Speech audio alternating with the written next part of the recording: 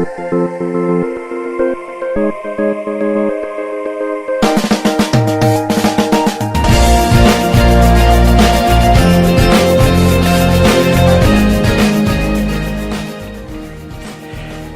feel good to be back in the pulpit this morning. I very much appreciate and want to give credit to Pastor Jill and Pastor Mark the last couple of weeks who have stood in for me while I worked on some special projects and was out of town for a little bit.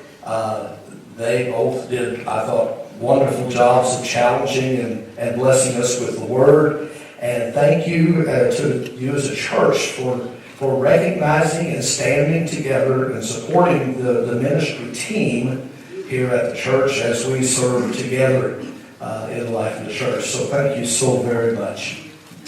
A few weeks ago, we began a series that I've been calling the moments in the life of Elijah. We're not really trying to tackle all of Elijah's life, but just some highlighted moments. And if you've been with us on this journey, you've probably known the story pretty well by now. But for those of you who haven't, let me give just a short recap. It comes from the stories in 1 Kings chapter 17, 18, and this morning we're going to go into 19 just a little bit. But it starts as Elijah came on the stage of prophecy during the reign of King Ahab and Queen Jezebel. The king and the queen had conspired to turn all of Israel away from the true God of Abraham, Isaac, and Jacob, and to cause them to become idol worshippers, worshiping the false gods of Baal and Asherah. Baal was supposedly the god of weather and rain and thunder and lightning, and Asherah was the fertility god. And so they thought when they got together, you get good rain, and you get fertile soil, and you grow good crops. And so they worshipped these false idols, and it led to a level of debauchery in the kingdom that was unheralded in the days prior. Elijah prophesied that as a consequence of the people turning away from the true God and worshiping idols, that God was going to fulfill a prophecy of Moses, and that there would be no rain in Israel. Remember, who was the god of rain? Baal. And so Elijah said, the true God is going to show himself. There'll be no rain. And because there's no rain, there'll be no fertile crops in the field. Who's the god of fertility? Asherah. So the two gods that Israel had turned to worship, the two gods that Ahab and Jezebel had promoted and forced onto the kingdom, were about to be shown that they were not gods at all. And for 3 years, imagine that, 3 years, not a drop of rain or even the hint of dew fell on the land. And this severe drought took its toll on land and on the people. At the height of the drought, we found in chapter 18 of 1 Kings that Elijah called together what I've called a prophets' convention on top of Mount Carmel, where Elijah, standing alone, challenged 450 prophets of Baal and 400 prophets of Asherah to a contest to determine the true God. In a nutshell, it was they would both build a sacrifice and sacrifice a bull or an oxen on the sacrifice, and then they would pray, and the God who answered by fire, they would declare the true God. Well, the false prophets of Baal and Asherah did their thing from morning till mid-afternoon, and no fire fell. And then Elijah stepped up, he called the people together, and he began to pray and to testify to his prayer. I know that you are the true and living God. Now fulfill your promise and send the fire. And sure to his word, God sent fire from heaven that consumed not only the sacrificial offering, but it consumed the wood of the sacrifice, and they had poured water all over the sacrifice and had filled a trench all around it. The fire was so hot that it even licked up the water in the trenches. The people had declared upon seeing the fire fall, the Lord, He is God. The Lord, He is God. Wow. Now after this victory, Elijah stepped to the side, and there on top of Mount Carmel. 1 Kings chapter 18 is the first of our scripture references this morning, beginning with the second half of verse 42. It tells us that Elijah went up to the top of Mount Carmel. He bowed himself down on the earth and put his face between his knees. And he said to his servant, "Go now, look toward the sea." And he went up and looked and said, "There's nothing." And he said, "Go again." 7 times. And at the 7th time he said, "Behold, a little cloud like a man's hand is raising from the sea." Hallelujah. And he said, "Go up, say to Ahab, prepare your chariot and go down, lest the rain stop you." Ahab's still on top of Mount Carmel. And he says, "Get in your chariot and move, because the rain is going to come and you won't be able to get down off the mountain." Verse 45. And in a little while the heavens grew black with clouds and wind, and there was great rain.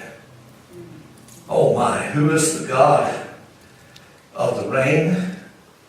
The God of Abraham, Isaac, and Jacob. The God that would bring the fertility to the soil. The God of Abraham, Isaac, and Jacob. The drought was over.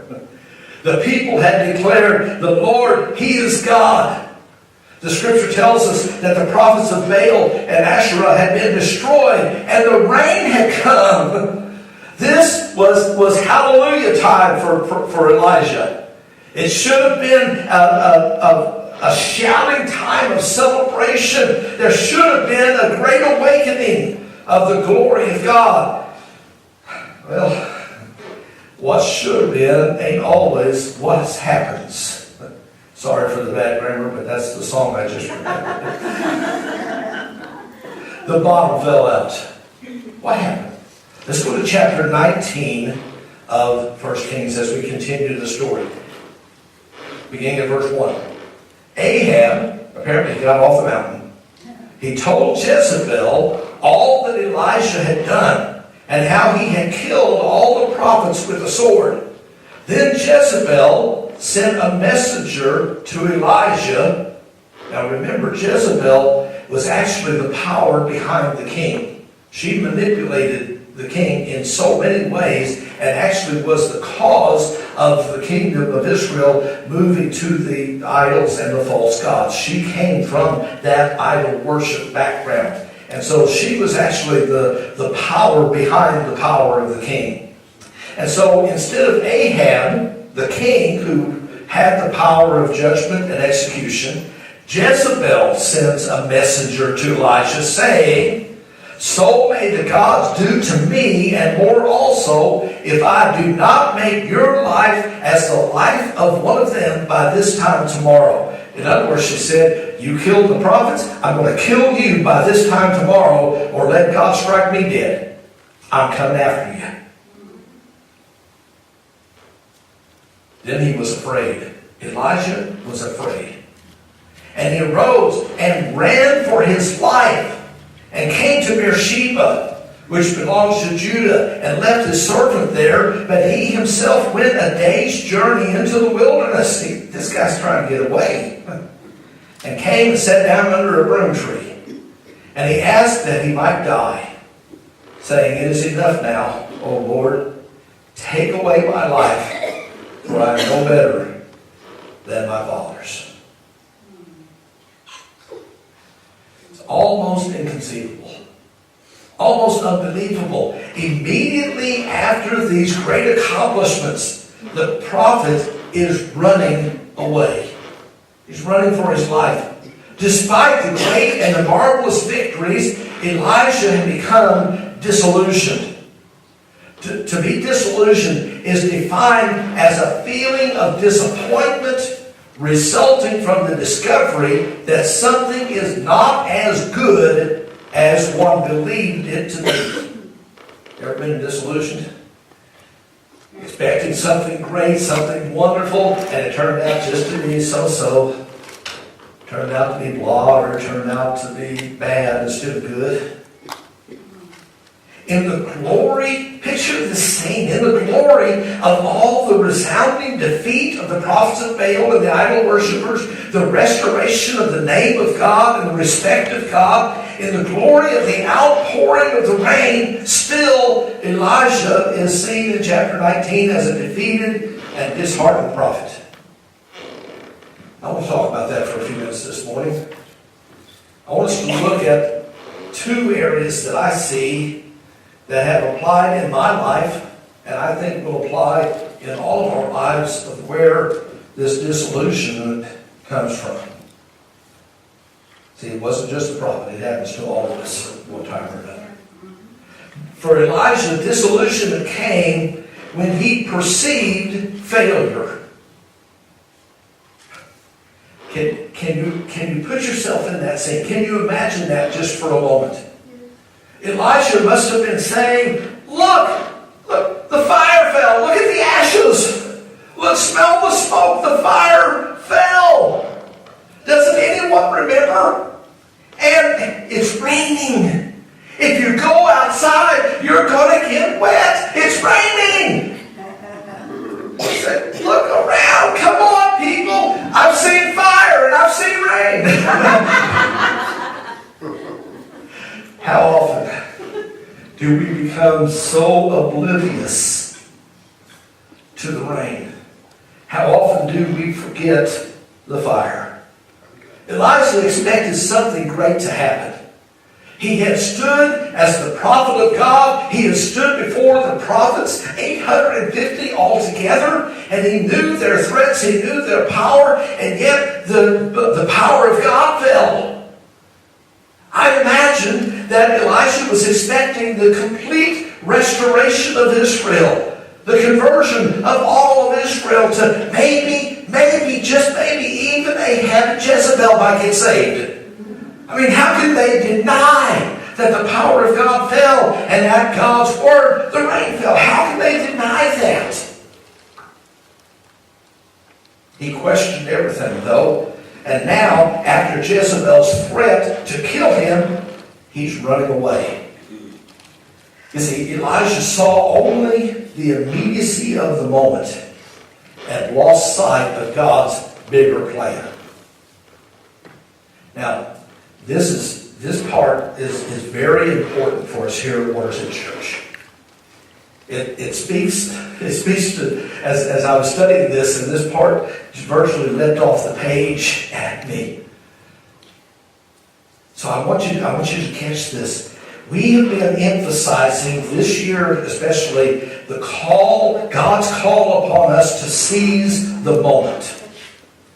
To seize the moment. I believe we need to have our eyes and hearts open to the opportunities that God provides for us just to be there. And I've been so excited in the past year and so far this year to see the many times that people in this congregation have stepped up to just be there for others. They've seized that moment. And it's what God is calling us to do and to be. Seizing the moment to build relationships and to speak up about our faith in Jesus Christ. However, sometimes, and we've got to be brutally transparent on this, sometimes, like with Elijah, even when we seize the moment might not appear to be effective. We must remember God's bigger picture and not become disillusioned when the results of seizing the moment are not as fruitful as we might have hoped.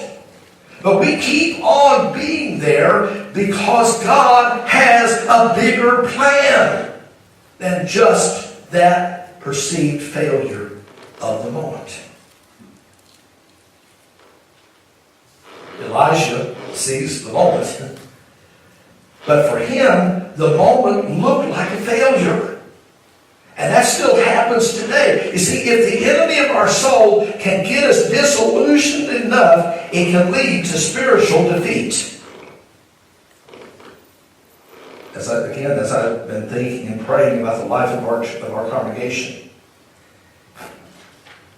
it's caught me a little bit by surprise when I realized it, but in just a couple of months, in July, Lisa and I will celebrate 5 years. We'll complete 5 years of being here as pastor of this congregation. And I'm thrilled. I'm thrilled. But again, in total transparency, I need to share some things with you this morning. There have been some high moments and there have been some low moments.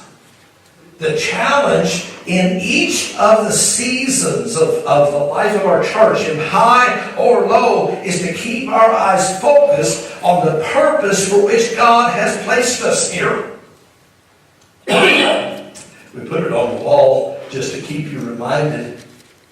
Water's Edge Church exists to teach God's Word, transform lives, and build God's kingdom. That's it. That's the reason we exist. There have been times that I felt like Elijah. There have been seasons when I felt disillusioned and questioned, why, God, would you do what you're doing? Days when the finances have been low, when the expenses have been high, when attendance has lagged and people have left the church disillusioned. And it would have been very easy to do like Elijah and to look at the perceived failure of the moment, in the immediacy of the moment, and just run away. But I also want you to know there have been some seasons to celebrate. And I celebrate those as I think back over the past 5 years. And in fact, most notably, it seems in the last few months, we've been experiencing some really great things happening in the heart and the spirit of our congregation. Feels like we maybe turned a corner. God has spoken to my heart 3 years ago, and I declare it to you then, I declare it to you again today. Water's Edge Church is going to thrive. Amen. I believe that with all my heart. We are beginning to see what I've called the byproducts of faithfulness. Those byproducts of faithfulness are attendance and finances, building improvements, community outreach and influence. They're all byproducts of faithfulness to our purpose.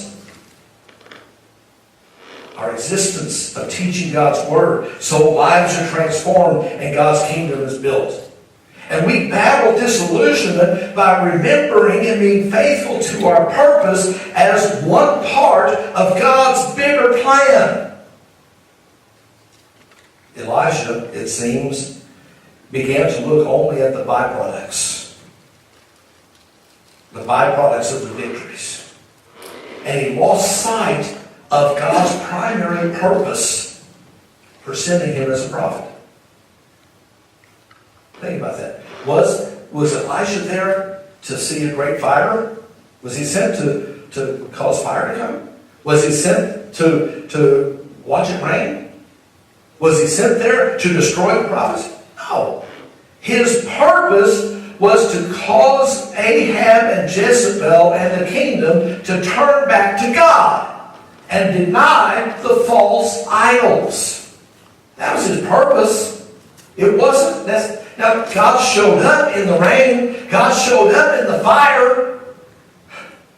But Elijah's purpose was to turn Israel to God. And through his message, it could have been in several other ways other than fire and rain. But Elijah started looking at the fire. He started looking at the rain. He started looking at the byproducts of his purpose. He was celebrated when the people declared the Lord, He is God. And he should have focused on that instead of focusing on the byproducts and the byproduct threat that came from Jezebel. We've got to see the same thing in our lives sometimes. We must learn not to dwell on the byproducts as a church or individually in our lives, because as with Elijah, the byproducts can come and go. It can be a good season right now and a poor season in a month. but rather we remain faithful to God's bigger plan and divine purpose for our life individually and for the existence of this congregation. So Elijah faced this time of disillusionment, not only because it looked like he failed, the apparent failure, but I believe, and this, folks, this one, it's often been said that a preacher's got to preach to himself before he can preach to the church. So, you all pay attention while I preach to myself, okay? Elijah was spiritually, emotionally, and physically exhausted. Follow again, beginning in verse 9 in chapter 19 of 1 Kings. Verse 5 to the first part of verse 9. He lay down and slept under the broom tree. And behold, an angel touched him and said to him, "Arise and eat." And he looked, and behold, there was at his head a cake.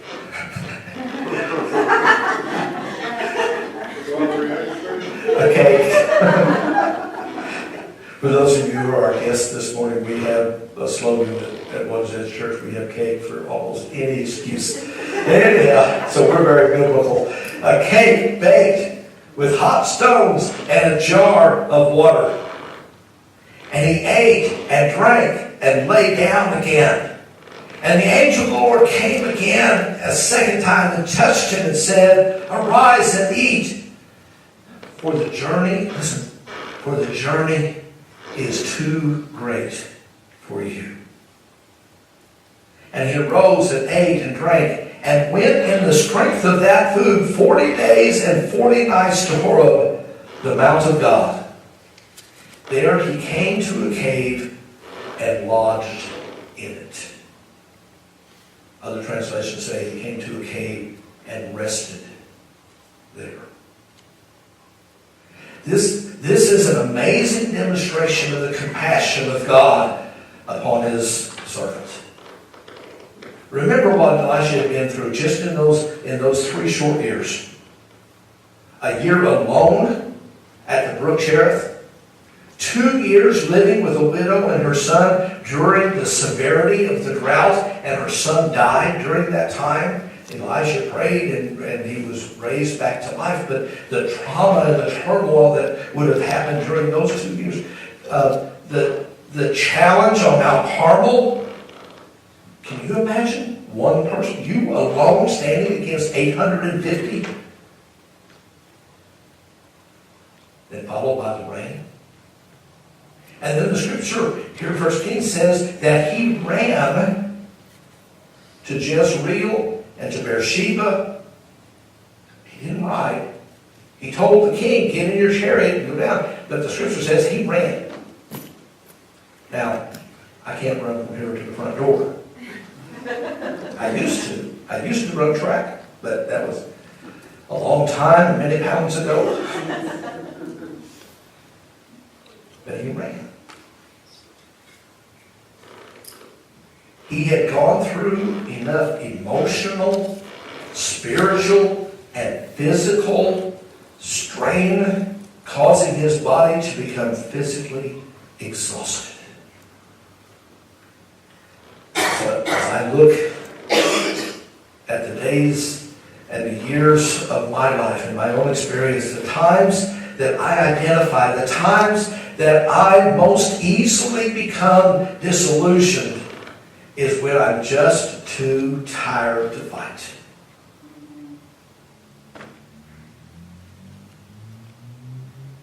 I know I'm not alone in that. The times when we are most susceptible to temptation, the times that we are most susceptible to disillusionment, are the times of physical and emotional exhaustion. We live in such a busy culture all around us. If you're not busy, you're considered wasteful or lazy. And it's not that being busy needs to really accomplish something. It's just that you stay busy. I saw a bumper sticker. Said, Jesus is coming. Look busy.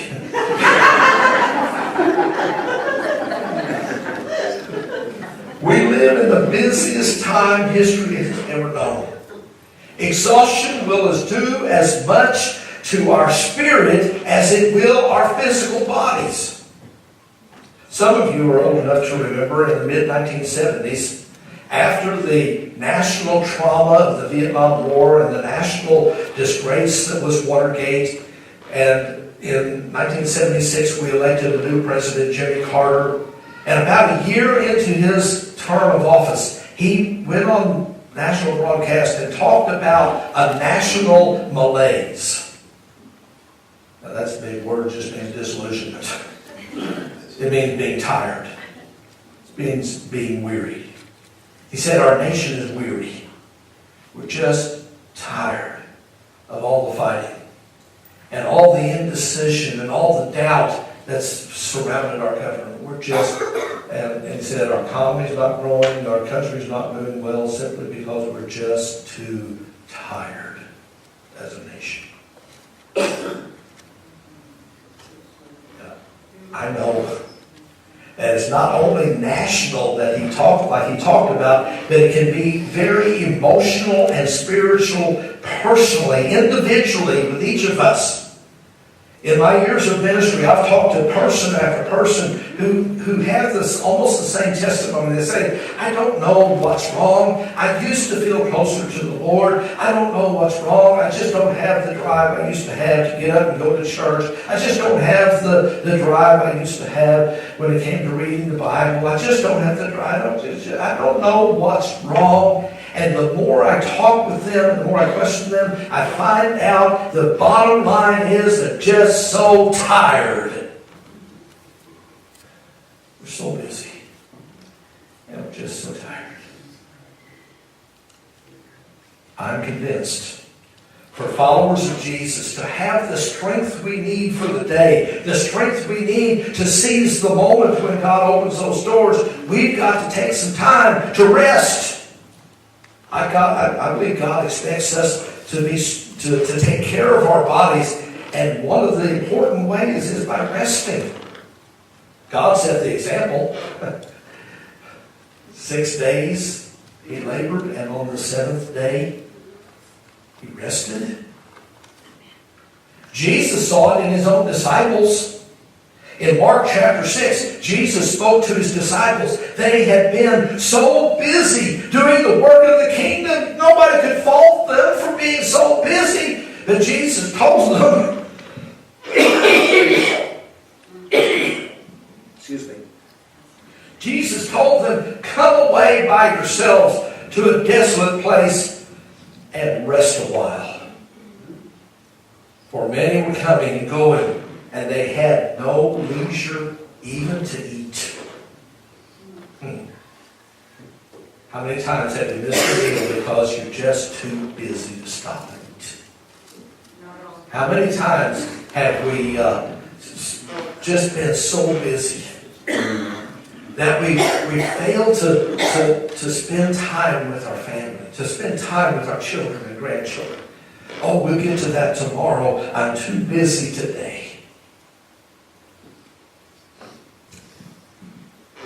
Why else would he tell us to do so if it were not to let us know how important it is to take the time to rest,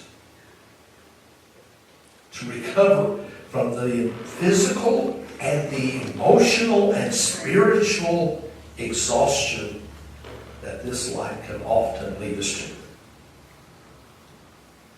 So Elijah saw only the immediacy of the moment, and he was physically, emotionally, and spiritually exhausted. So the question then comes, how is it today with you? How is it today with you? Are you facing disillusionment today because of the circumstances of the moment? You've got your eyes off of God's bigger picture? God has a bigger plan for your life than just the circumstances of this moment. Do you see apparent failure? Or are you tired? The rat race, the exhaustion, the busyness of the culture demands. So busy that you've lost time to care for yourself and for others. Jesus is the answer to the disillusionment. Yes.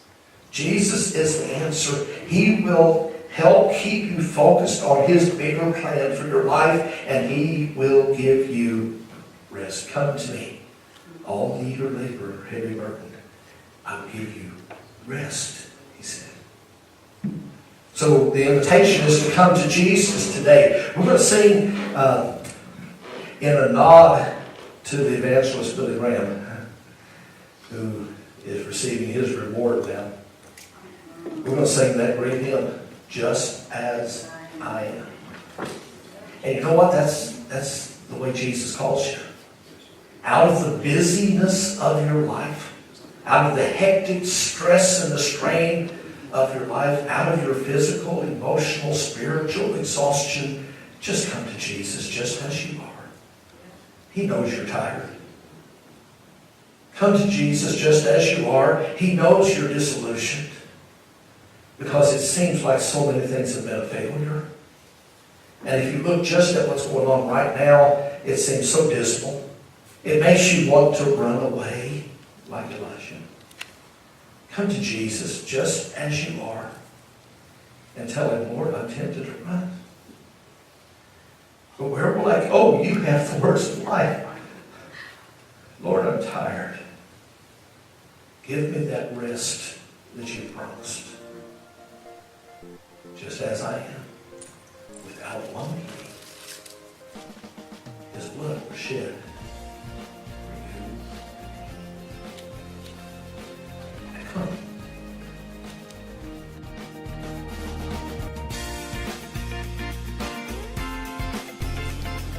Hi, this is Pastor Don from Waters Edge Church here in Cape Coral, Florida. Thank you for stopping by our YouTube channel to listen in to our Sunday morning preaching services. If you want more information about us, I invite you to check out our webpage at mywatersedgechurch.com, or you can check our Facebook page. Just search for Waters Edge Church, Cape Coral, Florida. Or better yet, I would love to meet you in person. We gather every Sunday morning at 10:30 for a time of inspirational worship and biblically based preaching. We would love to meet you, and we've got a seat here reserved just for you. Hope to see you soon. God bless.